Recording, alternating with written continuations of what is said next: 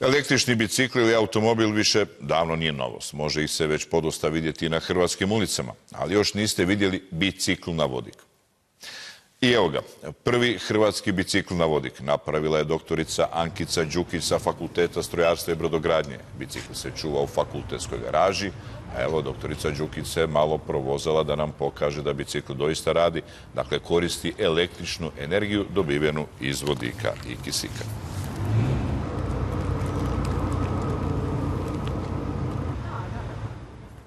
I doktorica Đukić se biciklom evo doveza do našeg studija. Dakle, prvi put, poštovani gledatelji, vidite bicikl na vodik. Evo kako to izgleda. Dakle, običan bicikl i onda na njemu nekako malo vodikovo postrojenje o kojem će nam reći više doktorica Đukić. Doktorica Đukić, dobro večer, dobrodošli. Dobro večer, čestitam na ovom uspjehu i na ovoj inovaciji. Ili vas nije strah kad se vozite što nešto eksplodira? Dakle, to doista izgleda ozbiljno ovaj mehanizam tamo, to je ta vodikov rezervoar, vodik, znamo za rakete na vodik, vodikova bomba. Ne bojite se će nam to pod sjedalicom nešto buknuti? Pa ne. Koliko je vodik siguran zapravo kao gorivo? Vodik je zapravo vrlo siguran, a kada bi govorili o nekim opasnostima, dakle nije ništa manje opasan nego današnja goriva, recimo benzin. Kako to funkcionira? U onom rezervoaru je, rekli smo, vodik. Tako je. I onda što se sad tu događa? Dakle, iz spremnika vodika šaljemo vodiku gorivni članak. Dakle, to je uređaj koji korištenjem vodika i kisika iz zraka proizvodi električnu energiju koju onda dalje koristimo za pogon elektromotora, a kao nusprodukt imamo samo vodu i toplinu. Sad, to je buči, nismo čuli sad u videu, ali proizvodi buku nekakvu? Ne, niti malo, ne. Ništa, totalno tiho, ništa se ne čuje. Sjajno. Potrošnja, to ljude zanima, jel? To troši? Potrošnja vodika, ja konkretno ovaj svoj bicikl nisam testirala na duge staze, tako da zapravo detaljno testiranje, dakle koliko ovaj konkretno spremnik može izdržati udaljenost. Ali inače slična vozila u svijetu, koliko je recimo to potrošnji manje od nafte, benzina? Pa evo samo kao primjer, ako uzmemo prvi serijski komercijalni automobil, Toyota Mirai, koja s jednim spremnikom koji je otprilike 5 kg vodika može prijeći nekih 500 km. A jedan spremnik, odnosno 5 kg vodika, odnosno kilogram vodika, koliko danas košta?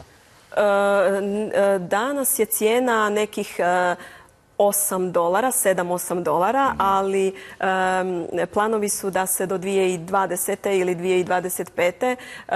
spuste te cijene za pola. Dakle, tako da na punionici vodika mi zapravo dobijemo vodik po $4. Znači za $20 recimo da možemo preći 500 km, to je otprilike 2 puta. Znači za 100 kuna otprilike 500 km. Tako je.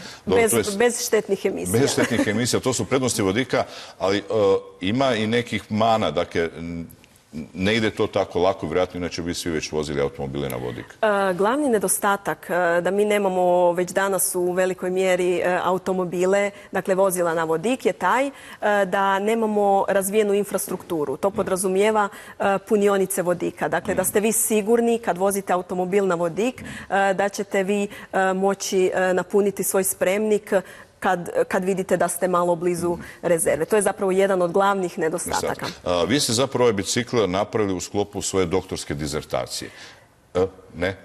Ne, ja sam doktorirala na proizvodnji vodika elektrolizom vode, korištenjem obnovljivih izvora energije i u okviru doktorske disertacije sam došla do ideje. Do ideje, dobro. Tako je.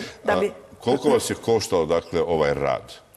Otprilike 100.000 kuna. 100.000 kuna, dakle, dobro, za neku komercijalnu proizvodnju to još nije. To je prilično skupo, ali opravdano jer se tu radi o prototipu, dakle provode se istraživanja, a kad se ide u neku komercijalnu primjenu, zapravo te logično cijene idu dolje.